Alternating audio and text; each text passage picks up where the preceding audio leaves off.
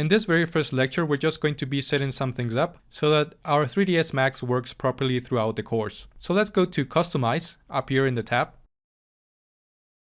Now let's go to Unit Setup, and inside Unit Setup, we can see that I have the display unit scale. Set this to centimeters. Now let's go to System Unit Setup, and inside System Unit Scale, you can see that I have that 1 unit equals 1 centimeter.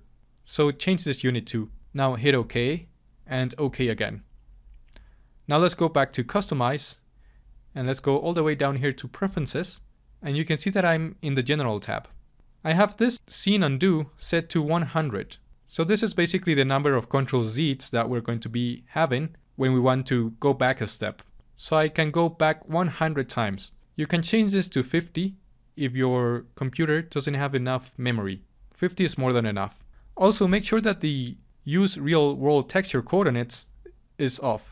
Now let's go to Files tab. Inside the Files tab, down here, you can see that I have my backup interval to 15 minutes. Let's change this to 10, and the number of backup files that will be stored in your memory, it's gonna be 10. So let's set this to 5. I think 10 is too much. If we're auto-saving each 10 minutes, we don't really need that many. Now let's go to Gamma and LUT, and inside Gamma and LUT, make sure that the Enable Gamma LUT correction is on, and also that the gamma is set to 2.2. Also make sure that the materials and colors are both checked for Affect Color Selectors and Affect Material Editor. Now with all of these set, let's hit OK. Now let's go back to this tab here, which is Views, and then Viewport Configuration.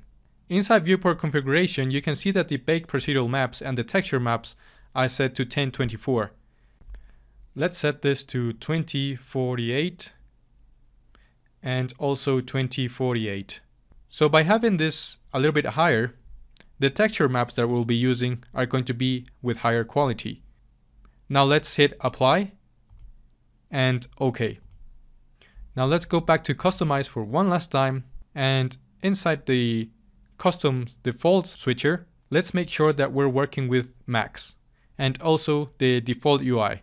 You can also change this to light or dark, which you can see that we're going to be having a darker interface or a lighter interface. I'm gonna leave it as it is, but if you need it, you can choose dark or light, whichever you feel more comfortable with. Now let's hit Set, and it's gonna ask us to restart 3ds Max for all the effects to take place. Let's hit OK, and let's restart the software.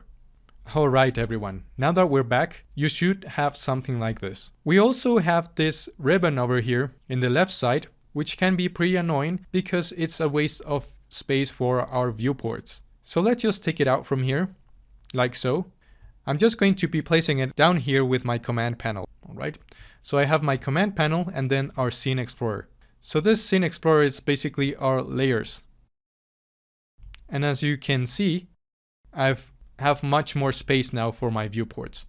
Now this ribbon at the left side is Corona Renderer. So please do not install it yet. Install it after we've completed the 3D modeling phase of this course so that you don't lose your 45-day trial.